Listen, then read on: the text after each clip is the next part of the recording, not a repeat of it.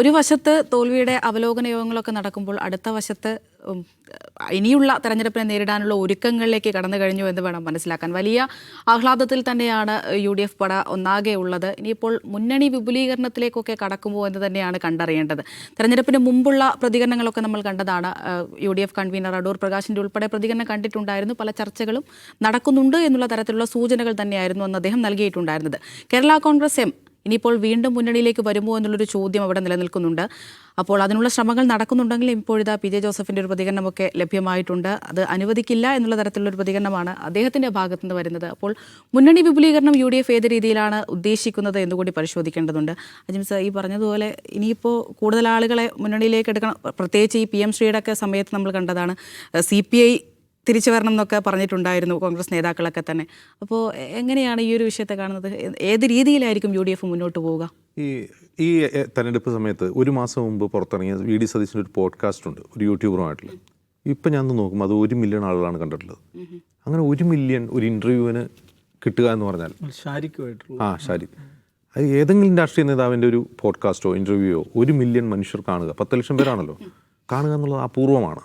യൂട്യൂബിൽ എവിടെയാവട്ടെ, ഏത് ഒരു ചാനലിൽ വന്നാവട്ടെ, അത് ഇത്ര കുറഞ്ഞ സമയമുണ്ട്, ഒരു മാസം കൊണ്ട്. സാധാരണ സെലിബ്രിറ്റികളുടെയൊക്കെ അങ്ങനെ പോകാറുണ്ട്. പക്ഷെ ഒരു രാഷ്ട്രീയ നേതാവിൻ്റെ 1 മില്യൺ വ്യൂ കാണുക എന്ന് പറഞ്ഞാൽ അത്ഭുതമാണ്. ആ പോഡ്കാസ്റ്റിന് ശേഷം അദ്ദേഹം പല ചാനലുകൾക്ക് ഇൻ്റർവ്യൂ കൊടുക്കുമ്പോൾ ആവർത്തിച്ച് പറയുന്നൊരു കാര്യമാണ് ഇപ്പോൾ അമൃത ചോദിക്കുന്നത്. അതായത് UDF വിപുലീകരണം എന്ന് പറഞ്ഞാൽ ഞങ്ങൾ കുറേ പാർട്ടികളുടെ കോൺഫെഡറേഷൻ എന്നല്ല ഉദ്ദേശിക്കുന്നത്.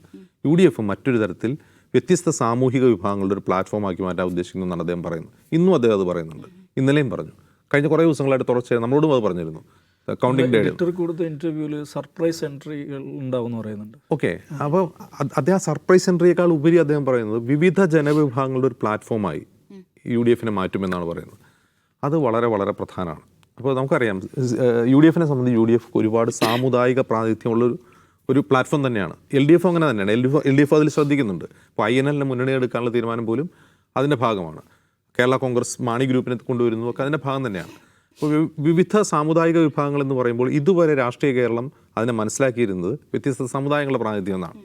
അതായത് SNDPയുടെ പ്രാതിനിധ്യം ഉണ്ടാവുക, NSSൻ്റെ പ്രാതിനിധ്യം ഉണ്ടാവുക, മുസ്ലിം സമുദായത്തിൻ്റെ ഉണ്ടാവുക, ക്രിസ്ത്യൻ സമുദായത്തിൻ്റെ ഉണ്ടാവുക എന്നുള്ളതാണ്. VD സതീശൻ്റെ ഇതുവരെയുള്ള അദ്ദേഹം പ്രതിപക്ഷ നേതാവിന് ശേഷം നടത്തിയിട്ടുള്ള ഈ പരിപാടികളുടെ പങ്കാളിത്തത്തിനെക്കുറിച്ച് ഞാൻ ചുമ്മാ നോക്കി. അദ്ദേഹം പങ്കെടുക്കുന്നത് വളരെ മൈക്രോ വിഭാഗങ്ങളുടെ, ഈവൻ ഒരു പൊന്തിക്കോസ്ത് പരിപാടിയിൽ അദ്ദേഹം പോയി പ്രസംഗിക്കുന്നു, ഒരു ബൈബിൾ കൺവെൻഷനിൽ അദ്ദേഹം പോയി പ്രസംഗിക്കുന്നു. അങ്ങനെ വളരെ ചെറിയ ചെറിയ വിഭാഗങ്ങളുടെ പരിപാടികളിലാണ് അദ്ദേഹം പങ്കെടുക്കുന്നത്. എനിക്ക് തോന്നുന്നത് അദ്ദേഹം തന്നെയാണ് അത് വിശദീകരിക്കേണ്ടത്. എനിക്ക് തോന്നുന്നത് ഇത്ര മൈക്രോ വിഭാഗങ്ങളെ തൻ്റെ മുന്നണിയിലേക്ക് ആകർഷിക്കുക എന്നുള്ളതാണ് അദ്ദേഹത്തിൻ്റെ തന്ത്രം തോന്നുന്നത്. വലിയ ഗ്രാൻഡ് കമ്മ്യൂണിറ്റികൾ, ഇപ്പോൾ മുസ്ലിം സമുദായം എന്ന് പറയുന്നത് വലിയൊരു കമ്മ്യൂണിറ്റിയാണ്, അല്ലെങ്കിൽ NSS നായർ കമ്മ്യൂണിറ്റി എന്ന് പറഞ്ഞാൽ വലിയൊരു കമ്മ്യൂണിറ്റിയാണ്, SNDP പ്രതിനിധാനം ചെയ്യുന്ന കമ്മ്യൂണിറ്റി വലിയ കമ്മ്യൂണിറ്റിയാണ്. അപ്പോൾ വലിയ കമ്മ്യൂണിറ്റിയെ ആകർഷിക്കാൻ വേണ്ടിയുള്ളൊരു ഗ്രാൻഡ് പോളിസി വയ്ക്കുമ്പോൾ ഉണ്ടാകുന്ന പ്രശ്നം, അതിൽ വ്യത്യസ്ത രാഷ്ട്രീയ അഭിപ്രായമുള്ള ആളുകളുണ്ടാവും. ഇപ്പോൾ SNDP എടുക്കുകയാണെങ്കിൽ അതിൽ CPMന് വോട്ട് ചെയ്യുന്ന ആളുണ്ട്, UDFന് വോട്ട് ചെയ്യുന്ന ആൾക്കാരുണ്ടാവും, BJPക്ക് വോട്ട് ചെയ്യുന്ന ആൾക്കാരുണ്ടാവും. അപ്പോൾ അവരെ ആകർഷിക്കാൻ വേണ്ടി ഒരു ഗ്രാൻഡ് പോളിസി മുന്നോട്ട് വയ്ക്കുമ്പോൾ ഉണ്ടാകുന്ന പ്രശ്നം എന്ന് വെച്ചാൽ അതെല്ലാം ഇങ്ങോട്ട് വരണമെന്നില്ല. അതേസമയം ഈ മൈക്രോ ഗ്രൂപ്പുകളെ ആകർഷിക്കുക എന്നുള്ള തന്ത്രമാണ് VD സതീശൻ ചെയ്യുന്നതാണ് എനിക്ക് മനസ്സിലാവുന്നത്. ആ മൈക്രോ ഗ്രൂപ്പുകളുടെ ഒരു പ്ലാറ്റ്ഫോം ഉണ്ടാക്കുക. അങ്ങനെയുള്ള മൈക്രോ ഗ്രൂപ്പുകൾ ഒരുപാടുണ്ട് കേരളത്തിൽ. വിസിബിൾ അല്ലാത്ത, എന്നാൽ വലിയ ശബ്ദം കേൾപ്പിക്കാത്ത മൈക്രോ ഗ്രൂപ്പുകൾ, അത് എല്ലാ കമ്മ്യൂണിറ്റിക്കകത്തുമുണ്ട്. എല്ലാ കമ്മ്യൂണിറ്റികളിലും ഇത്ര മൈക്രോ ഗ്രൂപ്പുകളുണ്ട്. അപ്പോൾ ആ മൈക്രോ ഗ്രൂപ്പുകൾ ആകർഷിക്കുക എന്നുള്ളതാണ് അദ്ദേഹത്തിൻ്റെ തന്ത്രം എന്നാണ് എനിക്ക് തോന്നുന്നത്. 2, അദ്ദേഹം തന്നെ നമ്മളോടുള്ള സംസാരത്തിൽ പറഞ്ഞൊരു പ്രധാനപ്പെട്ട കാര്യം, ഒരു എന്താ പറയുക, ബ്രോഡർ ഇടതുപക്ഷം അല്ലെങ്കിൽ വിയോജിപ്പോടെ ഇടതുപക്ഷം എന്നൊക്കെ പറയുന്ന ഒരു സിവിൽ സൊസൈറ്റി കേരളത്തിലുണ്ട്. ആ സിവിൽ സൊസൈറ്റി കേരളത്തിൽ വലിയ ലൗഡായിരുന്നു, അവർ വിസിബിളായിരുന്നു. ഒരു കാലഘട്ടം ഒരു 10-12 വർഷം മുമ്പ് വരെ അവർ വിസിബിളായിരുന്നു. അവർ ഏത് സർക്കാരാണെങ്കിലും അവരെന്ത് ചെയ്യും, അവർ ചിലപ്പോൾ CPMന് വോട്ട് ചെയ്യുന്നവരായിരിക്കും, LDFന് വോട്ട് ചെയ്യുന്നവരായിരിക്കും. പക്ഷേ ഏത് സർക്കാരിനെയും അവർ തിരുത്താനും നിയന്ത്രിക്കാനും വിമർശനങ്ങൾ ഉന്നയിക്കാനും ധൈര്യമുള്ളവരും സജ്ജരുമായിരുന്നു. പക്ഷേ ഇന്ന് നമ്മൾ കാണുന്നൊരു കാര്യം, ഈ പിണറായി, ഞാൻ മുമ്പ് പലവട്ടം ഔട്ട് ഓഫ് ഫോക്കസ് പറഞ്ഞിട്ടുണ്ട്, കഴിഞ്ഞ 10 വർഷം കൊണ്ട് കേരളത്തിലുണ്ടായ മാറ്റം ആ സിവിൽ സൊസൈറ്റി ഇല്ലാതായി എന്നുള്ളതാണ്. ഇല്ലാതായി എന്ന് വെച്ചാൽ അവർ മരിച്ചു എന്നല്ല, അവർ ശബ്ദിക്കാതെ, അവർ സൈലൻസ് ചെയ്യപ്പെട്ടു, അവർ നിശബ്ദരാക്കപ്പെട്ടു. അപ്പോൾ അത്തരം ആളുകളെ കൂടി ഞങ്ങൾ മുന്നണിയിലേക്ക് കൊണ്ടുവരുമെന്ന് സതീശൻ പറയുന്നുണ്ട്. അപ്പോൾ സതീശൻ അത് പറയുന്നതോടൊപ്പം തന്നെ പറയുന്നൊരു കാര്യം, ഞങ്ങൾ അവരെ ക്ഷണിക്കുന്നത് ഒരു വലതുപക്ഷ പാർട്ടിയിലേക്കോ വലതുപക്ഷ മുന്നണിയിലേക്കോ അല്ല. ഞങ്ങൾ വലതുപക്ഷമാണെന്ന് സ്വയം പറയില്ല, ഞങ്ങൾ ഇടതുപക്ഷമാണെന്ന് പറഞ്ഞുകൊണ്ടാണ് അവർ ക്ഷണിക്കുന്നതെന്നാണ്. അതൊരു മികച്ച മൂവായിട്ട് എനിക്ക് തോന്നുന്നുണ്ട്. അത് നല്ല മൂവ് തന്നെയാണ്, വിജയിക്കുമെങ്കിൽ. അപ്പോൾ കുറേ കൂടി മൈക്രോ ലെവലിലുള്ള കമ്മ്യൂണിറ്റികളെ, സെക്റ്റുകളെ മുന്നണിയിലേക്ക് ആകർഷിക്കുക, അങ്ങനെ തന്നെ ഈ കമ്മ്യൂണിറ്റികളുടെ വോട്ടുകൾ തങ്ങളിലേക്ക് ആകർഷിക്കുക എന്നുള്ളതാണ് ഒന്ന്. ഈ കമ്മ്യൂണിറ്റി ബൈസ് വോട്ട് തന്നെയാണ് UDFൻ്റെ ഏറ്റവും വലിയ സ്ട്രെങ്ത് എന്ന് പറയുന്നത്. മറ്റൊരു കാര്യം, ഈ മുന്നണി വിപുലീകരണത്തെക്കുറിച്ച് പറയുമ്പോൾ ഇനിയിപ്പം മാണി ഗ്രൂപ്പോ CPI ഒക്കെ വന്നേക്കാം. അത് സർപ്രൈസ് ഉണ്ടാവുന്നൊക്കെ ഇപ്പോൾ പറഞ്ഞല്ലോ. ആ സർപ്രൈസൊക്കെ നമുക്ക് പറയാൻ പറ്റില്ല, ചിലപ്പോൾ വരാതിരിക്കാം. അതൊന്നും അല്ല അതിലെ പ്രശ്നം. സതീശൻ പറയുന്ന മറ്റൊരു പ്രധാനപ്പെട്ട കാര്യമുണ്ട്. ഇപ്പോൾ ഈ തദ്ദേശ തെരഞ്ഞെടുപ്പിലെ റിസൾട്ട് വന്നു, അപ്പോൾ അത് അസംബ്ലി തെരഞ്ഞെടുപ്പിലേക്ക് പരാവർത്തനം ചെയ്യപ്പെടുമെന്നുള്ള ചോദ്യം മാധ്യമങ്ങൾ ചോദിക്കുന്നുണ്ട്. അപ്പോൾ അതിന് ഏറ്റവും വലിയ ഉദാഹരണമായിട്ട് പറഞ്ഞാൽ ബ്ലോക്ക് പഞ്ചായത്തുകളുടെ എണ്ണമാണ്. ഇപ്പോൾ ബ്ലോക്ക് പഞ്ചായത്തുകളുടെ ഏറെക്കുറെ അപ്രോക്സിമേറ്റ്ലി ഒരു അസംബ്ലി കോൺസ്റ്റിറ്റ്യുവൻസിക്ക് തുല്യമാണ്. ഇപ്പോൾ 140 അസംബ്ലി കോൺസ്റ്റിറ്റ്യുവൻസി കേരളത്തിലുണ്ടെങ്കിൽ 152 ബ്ലോക്ക് പഞ്ചായത്തുകൾ കേരളത്തിലുണ്ട്. അതായത് 12 ബ്ലോക്ക് പഞ്ചായത്ത് കൂടുതലാണ്. അപ്പോൾ ഈ ബ്ലോക്ക് പഞ്ചായത്തിലുള്ള വിജയ ശതമാനം വെച്ചിട്ട്, സീറ്റ് ശതമാനം വെച്ചിട്ട് കൺവേർട്ട് ചെയ്തുകൊണ്ട് ഇന്ന് റിസൾട്ടുകൾ വന്നിട്ടുണ്ട്. അപ്പോൾ ആ റിസൾട്ടുകളിൽ 80-ലധികം സീറ്റുകൾ UDF നേടും എന്നുള്ളതാണ് ആ ഒരു പ്രവചനം. CPM-നെ സംബന്ധിച്ചാണെങ്കിൽ 50-58 സീറ്റ് കിട്ടുകയും ചെയ്യും. അങ്ങനെയാണ് ഇപ്പോഴത്തെ ആ ഒരു കാൽക്കുലേഷൻ എന്ന് പറയുന്നത്. അപ്പോൾ ഇന്ന് സതീശനോട് ചോദിക്കുമ്പോൾ അദ്ദേഹം പറയുന്നത്, ബ്ലോക്ക് വൈസ് കണക്ക് മുന്നിൽ വെച്ചുകൊണ്ട് അദ്ദേഹം പറയുന്നത്, ഇതേ പണി ഇതിലും കൂടുതൽ കഠിനാധ്വാനം ചെയ്താൽ അസംബ്ലി ജയിക്കാൻ പറ്റുമെന്നുള്ളതാണ്. അതാണ് ഏറ്റവും പ്രധാനപ്പെട്ട പോയിന്റ്. ഇപ്പോൾ ഒരു ഉദാഹരണം, 2011 അസംബ്ലി തെരഞ്ഞെടുപ്പ് തൊട്ട് മുമ്പ് 2010 പഞ്ചായത്ത് തെരഞ്ഞെടുപ്പ് നടക്കുമ്പോൾ 90-ലധികം ബ്ലോക്ക് പഞ്ചായത്തുകളിൽ UDF ജയിച്ചിരുന്നു. അതായത് ഇപ്പോൾ നടന്നതിനേക്കാൾ എന്താണ് പറയുക, കണ്ണഞ്ചിപ്പിക്കുന്ന വിജയമാണ്. 93 മറ്റോ ആണ്, കൃത്യമായിട്ട് എനിക്ക് ഓർമ്മയില്ല. 90-ലധികം ബ്ലോക്ക് പഞ്ചായത്ത് സീറ്റുകളിൽ UDF ജയിച്ചിരുന്നു.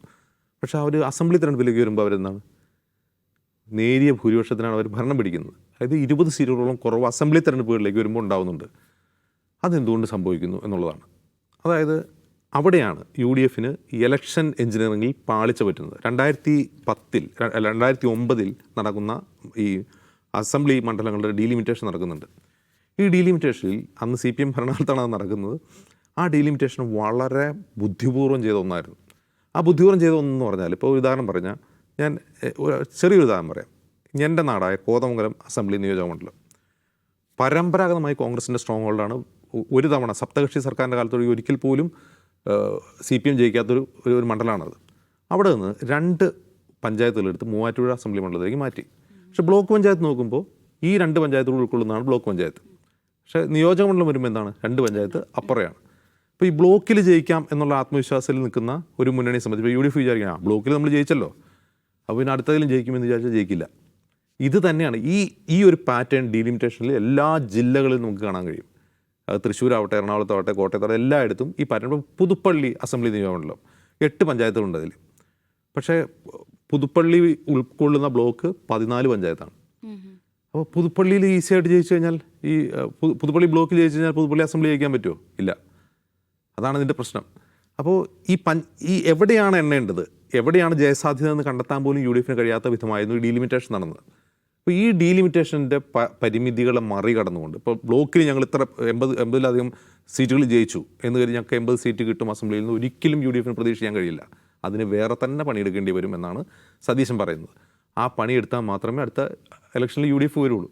അതുകൊണ്ടാണ് ഞങ്ങളുടെ കോട്ട ഭദ്രമാണെന്ന് ഗോവിന്ദ മാഷ് ആത്മവിശ്വാസത്തോടെ പറയുന്നത്. അതുകൊണ്ടാണ് ഞങ്ങളുടെ വോട്ട് എവിടെയും പോയിട്ടില്ല എന്ന് പറഞ്ഞാൽ ആകെ 35-40% വോട്ടിലാണ് മുന്നണികളുടെ ഭരണം അങ്ങോട്ടും കൊണ്ട് മാറുന്നത്. ഒരു 5% വരുന്ന വോട്ടർമാർ അങ്ങോട്ടും കൊണ്ട് മാറുമ്പോഴാണ് ഭരണം മാറുന്നത്.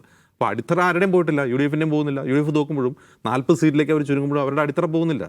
LDFന് ഇപ്പോൾ അടിത്തറ പോയിട്ടില്ല, അടിത്തറ അവിടെയുണ്ട്. പക്ഷേ ഈ സ്വിംഗ് വോട്ടുകൾ എവിടെയാണ്, അത് ഏതൊക്കെ ഭാഗത്താണ്, അത് കണ്ടെത്തണമെങ്കിൽ നല്ല പണിയാണ്, അതിന് കഠിനാധ്വാനം ആവശ്യമുണ്ടെന്നാണ് സതീശൻ പറഞ്ഞു വയ്ക്കുന്നത്.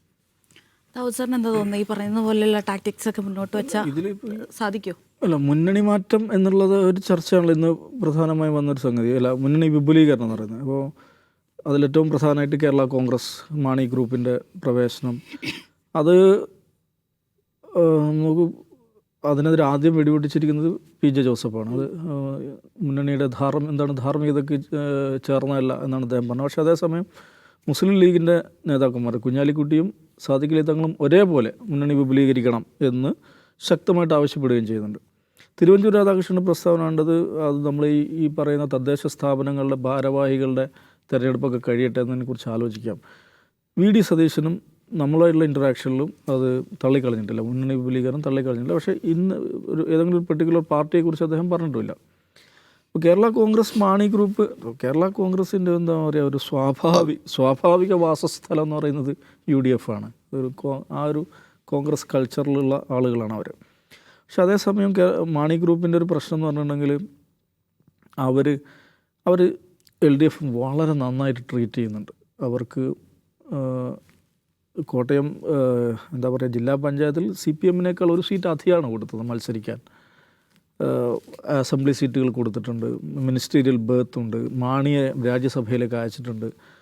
അപ്പോൾ ഞാൻ ഇന്നലെ കോട്ടയത്തുള്ള നമ്മുടെ ലേഖകനുമായിട്ട് ഇതേക്കുറിച്ച് ധാരാളം സംസാരിച്ചിരുന്നു. അപ്പോൾ അവരുടെ ടോപ്പ് ലീഡർഷിപ്പിൽ ഏതാണ്ട് എല്ലാ ആളുകളും ഏതെങ്കിലും നിലയ്ക്ക് അക്കോമഡേറ്റ് ചെയ്യപ്പെട്ടിട്ടുണ്ട്. ബോർഡ് കോർപ്പറേഷനുകളൊക്കെ ആയിട്ട് ഏതെങ്കിലും നിലക്കുള്ള സർക്കാർ സംവിധാനങ്ങൾ അക്കോമഡേറ്റ് ചെയ്യപ്പെട്ടിട്ടുണ്ട്. അതുകൊണ്ട് തന്നെ ടോപ്പ് ലീഡർഷിപ്പിന് അങ്ങനെ പോകണമെന്നൊരു അനിവാര്യതയില്ല, അങ്ങനെയില്ല. പക്ഷേ അതേസമയം താഴേക്കിടയിലുള്ള ആളുകൾ, മിഡിൽ ലീഡർഷിപ്പ്, അവർക്ക് പോകണമെന്ന് ആഗ്രഹിക്കുന്നവരുണ്ട്.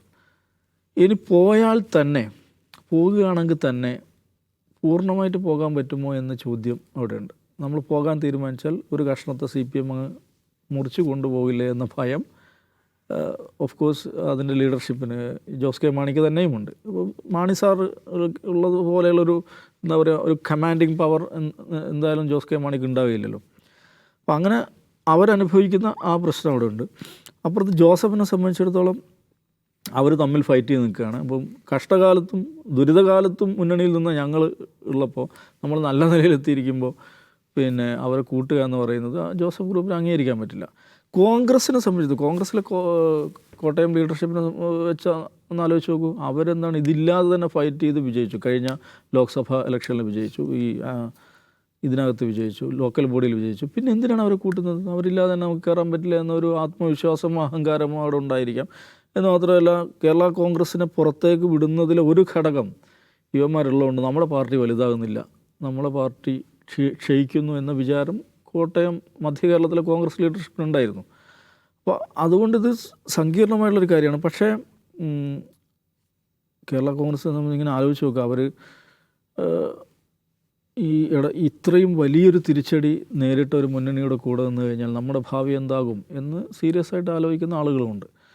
കേരള കോൺഗ്രസ് എന്ന് പറയുമ്പോൾ പ്രത്യക്ഷത്തിൽ കർഷകരുടെ പാർട്ടി, മലയോര കർഷകർ ഇതൊക്കെ പറയുകയാണെങ്കിലും അത് ക്രിസ്ത്യൻ സമൂഹവുമായി ബന്ധപ്പെട്ടൊരു പാർട്ടിയാണ്. അതെല്ലാവർക്കും അറിയാവുന്ന യാഥാർത്ഥ്യമാണ്.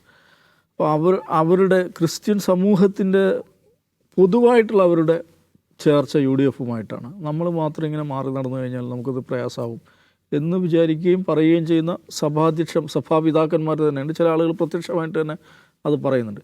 ഇങ്ങനെയൊക്കെയുള്ള പല ഘടകങ്ങൾ ചേർന്നിട്ടുള്ളതാണ്. അപ്പോൾ എന്ന് മാത്രമല്ല, ഈ രണ്ട് കേരള കോൺഗ്രസ്സും ഒന്നിക്കണം, എന്നിട്ട് UDF-ലേക്ക് പോകണം എന്ന് പറയുന്ന ആളുകളുമുണ്ട്. അത് ഈ കൂടുതലും സഭയുമായി ബന്ധപ്പെട്ട ആളുകളാണ് അങ്ങനെ പറയുന്നത്. ജോസഫ് ഗ്രൂപ്പിനെ സംബന്ധിച്ചിടത്തോളം ഈ ഇലക്ഷനിൽ ഓഫ് കോഴ്സ് കോൺഗ്രസ് തരംഗത്തിൽ അവർക്കും കുറച്ച് നേട്ടങ്ങൾ ഉണ്ടായിട്ടുണ്ട്. പക്ഷേ അതേസമയം മാണി ഗ്രൂപ്പായിട്ട് കമ്പയർ ചെയ്യുമ്പോൾ അവർ കുറവാണ്. അവർ ലോക്കൽ ബോഡിയിലെ അവരുടെ എണ്ണം കുറവാണ്. അവർ പലയിടത്തും കോൺഗ്രസ്സിൽ ഉണ്ടായതുപോലെയുള്ള നേട്ടം ജോസഫ് ഗ്രൂപ്പിന് ഉണ്ടായിട്ടില്ല. അതിൻ്റെ കാരണം വെച്ചാൽ അതിന് വലിയ ലീഡർഷിപ്പ് ക്രൈസിസ് ഉണ്ട്. കാരണം PJ ജോസഫ് നമുക്കറിയാം, അനാരോഗ്യം കൊണ്ട് പ്രയാസപ്പെടുന്ന ആളാണ്. മകനെ മുന്നോട്ട് കൊണ്ടുവരാനൊക്കെ അദ്ദേഹം ശ്രമിക്കുന്നുണ്ട്, പക്ഷേ അത് വിജയിക്കുമെന്ന് എനിക്ക് തോന്നുന്നില്ല. മോൻസ് ജോസഫാണ് ആ നിലയ്ക്കൊരു ഫിഗർ, ഒരു ടവറിങ് ലീഡർ എന്നുള്ള നിലയ്ക്ക് അവിടെ ഉള്ള ഒരേ ഒരാളെന്ന് പറയുന്നത്. അതുകൊണ്ട് എനിക്ക് തോന്നുന്നു കേരള കോൺഗ്രസ് ജോസഫ് തന്നെയും എന്താണ് അവരുടെ ഒരു ഫ്യൂച്ചർ, ഈ മാണി ഗ്രൂപ്പിനെ ഇങ്ങോട്ട് വിടുന്നത് അവരുടെ എന്താണ് ഈ അഹങ്കാരം അല്ല അസൂയ, ഇത്തരം ഘടകങ്ങൾ വർക്ക് ചെയ്യുന്നുണ്ടാകും. പക്ഷേ ഒരു ലാർജർ പെർസ്പെക്റ്റീവ് ആലോചിക്കുമ്പോൾ കേരള കോൺഗ്രസ് പ്രതിനിധാനം ചെയ്യുന്ന ഒരു രാഷ്ട്രീയ ഭൂമികയെ നിലനിർത്താൻ ഏറ്റവും നല്ലത് ആ രണ്ട് പാർട്ടികളും ലയിക്കുന്നതാണ്. ലയിച്ചിട്ട് ഏതെങ്കിലും ഒരു മുന്നണിയിൽ നിൽക്കുക, അതായിരിക്കും അവർക്ക് കൂടുതൽ നന്നാകുമെന്നാണ് എനിക്ക് തോന്നുന്നത്. പക്ഷേ UDF-നെ സംബന്ധിച്ചിടത്തോളം ഇപ്പോൾ ഉണ്ടായ ഒരു അപ്പർ ഹാൻഡ് എന്ന് വെച്ചാൽ നന്ന ചുരുങ്ങിയത് ഈ ഒരു കൺഫ്യൂഷൻ അങ്ങ് എയറിലിടാൻ പറ്റും. മാണി ഗ്രൂപ്പ് അവിടെ തന്നെ ഉണ്ടാവുമോ, ഇങ്ങോട്ട് വരുമോ എന്ന ഒരു ചർച്ച അന്തരീക്ഷത്തിൽ കൊണ്ടുവരിക എന്നുള്ളതിന് രാഷ്ട്രീയമായിട്ടൊരു നേട്ടമാണ്. ആ നിലയിൽ ഒരു കൺഫ്യൂഷൻ അവിടുത്തെ CPM-നും കേരള കോൺഗ്രസ് മാണി ഗ്രൂപ്പിനും ഇടയിലൊരു എന്താ പറയുക, ഒരു സംശയത്തിൻ്റെ അന്തരീക്ഷം സൃഷ്ടിക്കാനും അവർക്കിടയിലൊരു യോജിപ്പിൻ്റെ ആഴം കുറക്കാനൊക്കെ സാധിക്കും. ചിലപ്പോൾ ഒരു പക്ഷേ തെരഞ്ഞെടുപ്പ് വരെ ഈ ഒരു കൺഫ്യൂഷൻ നിലനിർത്തി കൊണ്ടുപോകാൻ കോൺഗ്രസ് ശ്രമിക്കുമായിരിക്കും. പക്ഷെ ആത്യന്തികമായി ഞാൻ വിചാരിക്കുന്ന ഞാൻ മുമ്പ് പറഞ്ഞു UDF എന്ന് പറയുന്നത് ഒരു ഒരു സാമൂഹിക മുന്നണിയാണ്. കേരളത്തിൻ്റെ ഒരു സോഷ്യൽ എക്വിലിബ്രിയം അത് നിലനിർത്തുന്നതിൽ വളരെ പ്രധാനപ്പെട്ട പങ്ക് വഹിക്കുന്ന ഒരു ഒരു സാമൂഹിക മുന്നണിയാണത്. അപ്പോൾ അതിൻ്റെ ആ ഒരു പൂർണ്ണത എന്ന് പറയുന്നത് എപ്പോഴും കേരള കോൺഗ്രസ് കൂടിയുള്ള ഒരു മുന്നണിയായിരിക്കും. അതാണ് കേരളത്തിന് ഗുണകരമാകുക എന്ന് വിചാരിക്കുന്ന ആളാണ്. പക്ഷേ അതേസമയം അത് പറയുന്ന പോലെ അത്ര എളുപ്പമല്ല. പല സങ്കീർണതകളുണ്ട്. ഈ പറഞ്ഞ ജോസഫ് ഗ്രൂപ്പിൻ്റെ പ്രശ്നമുണ്ട്. മാണി ഗ്രൂപ്പും CPM LDFും ഇപ്പോൾ വളരെ നല്ല ബന്ധമുണ്ട്. അത് ഇത്രയും നന്നായിട്ട് LDFിൽ ട്രീറ്റ് ചെയ്യുമ്പോൾ ഒരു പരാജയത്തിൻ്റെ സന്ദർഭത്തിൽ ഇറങ്ങിപ്പോരുക എന്ന് പറയുന്നത് ഉണ്ടാകുന്ന ധാർമ്മിക പ്രശ്നങ്ങളുണ്ട്. അതെങ്ങനെ ജനങ്ങളോട് വിശദീകരിക്കും എന്ന് പറയുന്ന പ്രശ്നങ്ങളുണ്ട്. ഇങ്ങനെ പല സങ്കീർണതകളുണ്ട്. പക്ഷേ UDFിനെ സംബന്ധിച്ചിടത്തോളം കിട്ടിയ ഈ ഒരു കൺഫ്യൂഷൻ ഉണ്ടാക്കാൻ പറ്റി എന്നുള്ളൊരു അപ്പർ ഹാൻഡ് അവർക്കുണ്ട്. കണ്ടറിയാം ഇനിയിപ്പോൾ ഏതായാലും UDFിൻ്റെ തന്ത്രങ്ങൾ ഫലിക്കുമെന്ന്.